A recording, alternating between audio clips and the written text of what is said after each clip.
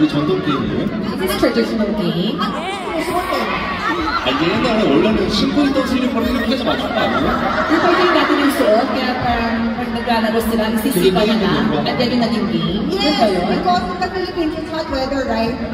So, we always wear slippers outside. Rubber.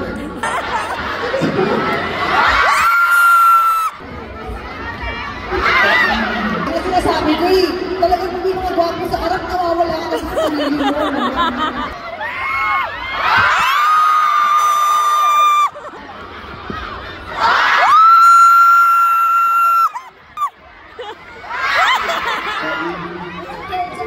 But at least he got 2 points. Ang nag-looking for this game is si Lee Min-ho. Yay! Got 2 points out of the 3.